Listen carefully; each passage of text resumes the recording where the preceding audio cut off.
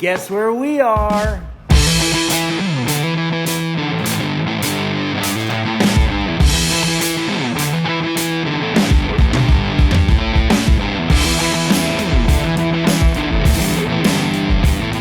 It's been so long since I've seen this thing that I just about forgot I even had it. John is in there right now running speaker wire all over the place. And check out that Go Code pod right there. And boy, am I ever glad that I went with that dark gray marathon tweed. Looks so good, looks good against the blue as well too. If I would have went with those other colors, I think I would have fully regretted it because it was brown. That would have been a giant mistake. Those look really good. And this is about to get super messy because there's gonna be wires dangling everywhere. All right, let's go open up that box of Go Code trim. I wanna check this stuff out. It's been driving me crazy. It's been sitting at my shop and I wanted to open this up since he got there.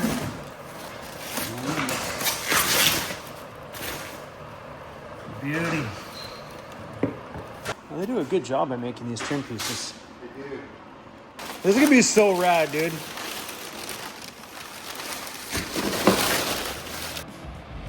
Really freaking cool.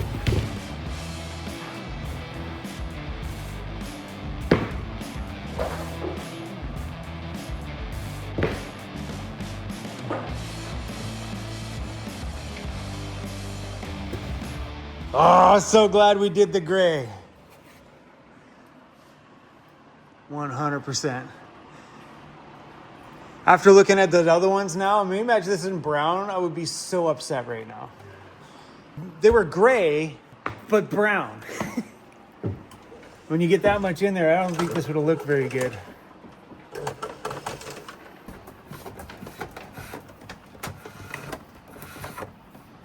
People will be like, how come there's running the wire against the... There's going to be, look down here how I did the foam in the middle. Yeah. So that it's not chafing. And then it'll get locked in with the insulation as well. I'm gonna see John did some grommets in here so when it's coming through the metal, it's protected from touching the metal. I think this one's for right here.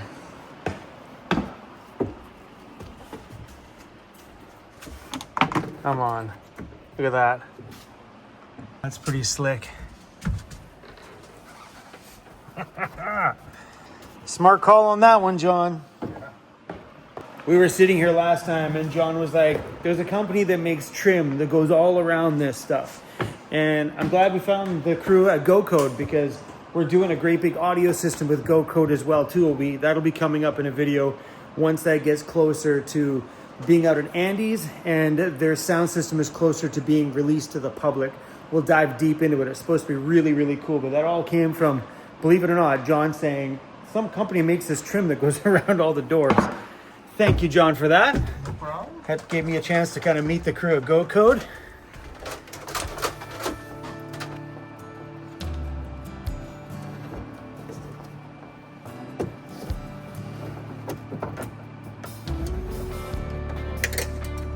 Let's go outside and check on Cruzy. Hi, buddy. Really? Hi. How goes it, bro? Me and John are inside building a home. You want to come in? No? I love you, bro. I love that dog. Man, it's going to be so cool to make that our next home. Just looking at that thing makes my back feel better. Small one in the audio cabinet, big one in the garage. Okay, so that one... So this stuff here is the wiring for the new audio system that's going in. We got the wiring kit sent in so far. So the green cable here goes from the head unit controller for the audio system in the back. It's got like this little interface back here. That goes all the way down into a little plug that goes underneath the driver's seat, which ties into the factory stereo. I'm stoked to show you guys this stuff. It is so cool.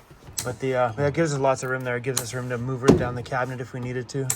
Right? Like, I don't know, like here, if we're gonna do the, some on the end or some on the front, but I know everything's gonna be on this corner. all my power switches, probably all my Victron control stuff. That just makes the most sense. Walking in the van, you just kind of clicking everything here, cranking up the stereo. So I had a talk with the guys there, and so this is what they had. Blue wire, small at the thing, big at the amp, and we're good to go. Yeah. All that wiring's done. So for audio here in the back, they are making a little pod section for back here. Right now, they don't have that out yet, but there's going to be a couple of speakers probably added to there at some point. So John's running 2 cables there, and then a right and a left to the back doors. An extra set here, just in case we ever add a set in the middle, and then the 2 front pods for there and there. A set of left and rights to each pod, just in case. Because overkill is what we do. Well, it's what I do. So he's got conduit running through here, so if we ever need to snake in any extra wires later down the line, we can by just feeding them through here. And they go to all the little conduit boxes all the way through.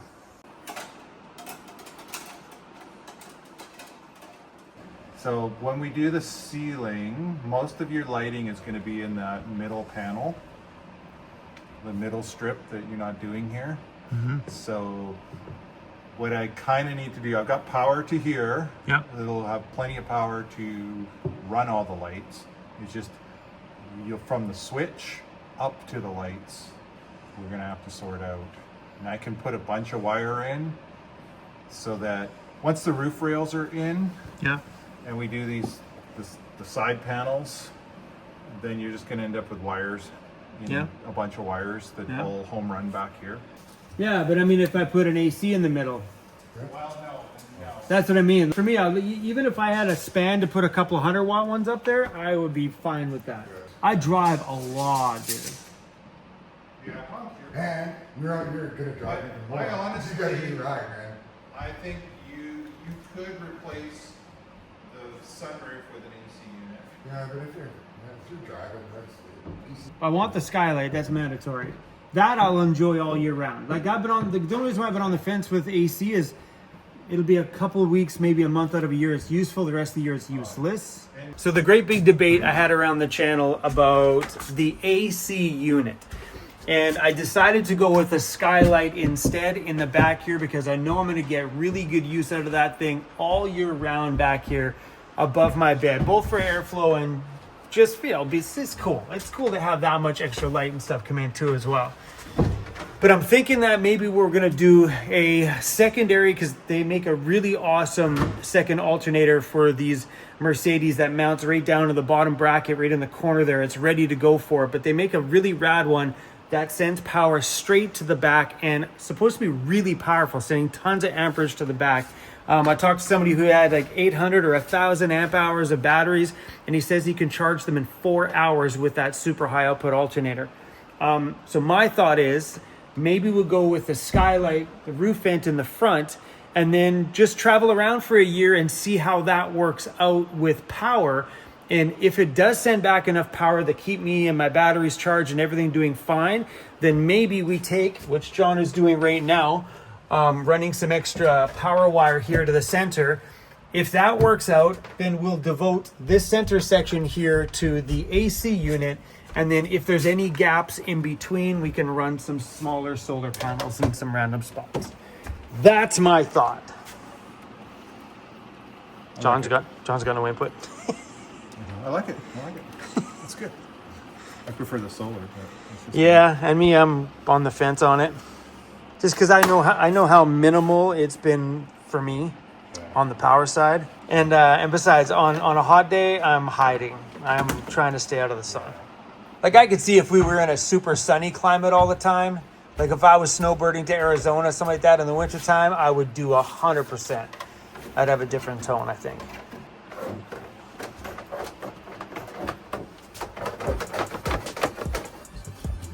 rigid enough it will go on its own.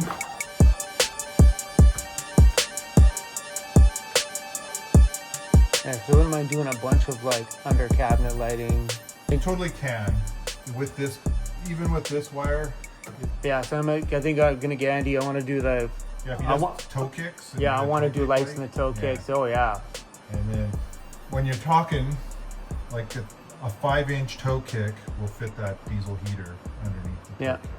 Yeah, which is great. And it also gives you some drawer storage down there too. Yeah, exactly. John got himself a new toy. Ah, cool little thing. Dude, this is so rad. It's got front and back steering. Let's go.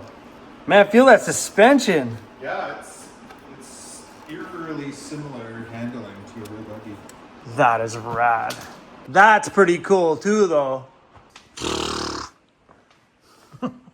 Man, you know how fun it would be to have one of these? Hey, that engine looks better than the last one you had. Wasn't the engine in your other one from like a Neon? That's right, yeah. Front wheel drive. Transaxle, they called it. So The one I want's like $2,200 or something. which is a It's a Traxxas X-Max okay. 8S. okay. It's meant for like bashing, just full on bashing.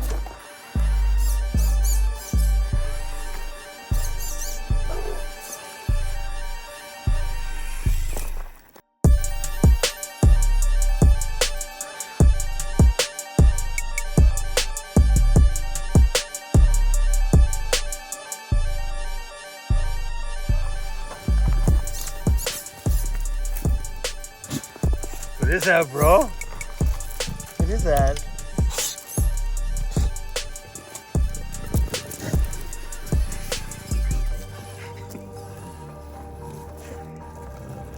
He's not having it.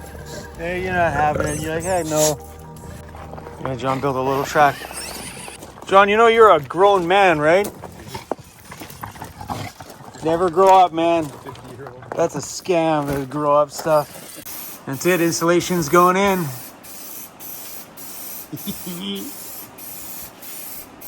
So this stuff here is called 3M Thinsulate. What a sound difference it makes with just these panels up in here. That's wild.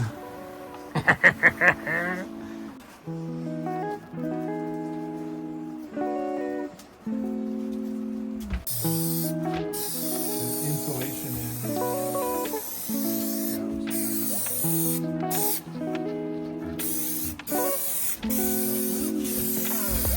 I just think magic, just things happen. I mean, the difference between just doing it and getting it done right with some durability, right? So the guy that's working to put up all this stuff right now doesn't want his face on camera. He says he's too handsome.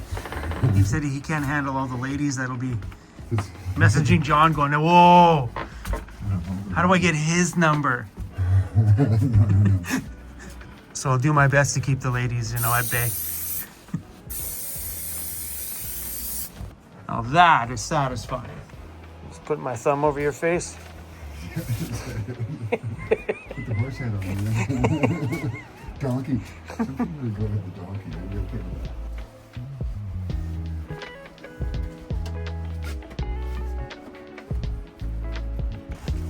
I don't know. For me, life's just been getting better as years move on.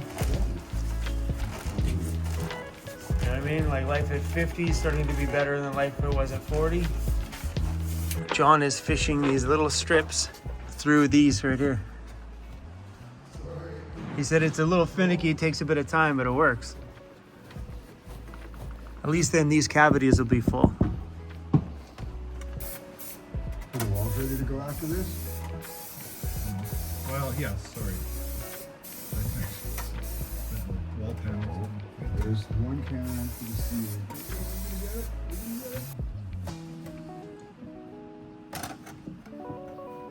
Come off? No.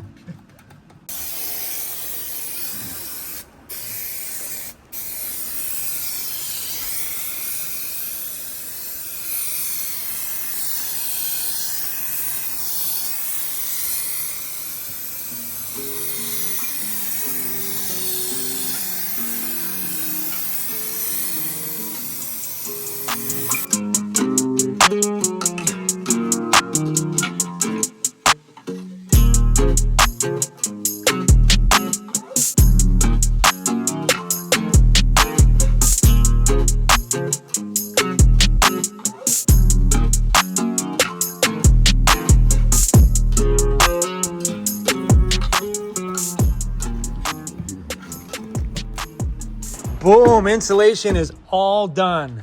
And the sound in here is completely different. It feels a lot more cozy in here for sure. So the insulation that was used in here is called a 3M Thinsulate. It's by the company 3M, and they actually make this stuff for this application. That's why I chose it, you know, instead of using something else that wasn't made for vehicle insulation, where this stuff was specifically made for this application. And it was awesome. So we doubled up in some areas that we could double it, and some of these other areas are singles. So I've watched other van channels where they've doubled those things, where they get 2 layers of 3M Thinsulate in here. But because we have, there's an area here where you can see it, because we put the duct liner on there, that takes up a, you know, what's that, about a 1/2 inch. So it'll only allow us to do 1 layer all the way through, but it's all done. This was a super productive day, and John is going to be hammering away at this over the next little bit to get this all done. So expect lots of build videos coming up around here. Anyway, you guys, thanks for watching today's video. If you haven't joined the family, please hit subscribe, and I'll see y'all in the next one. Double V's up, y'all. Peace out.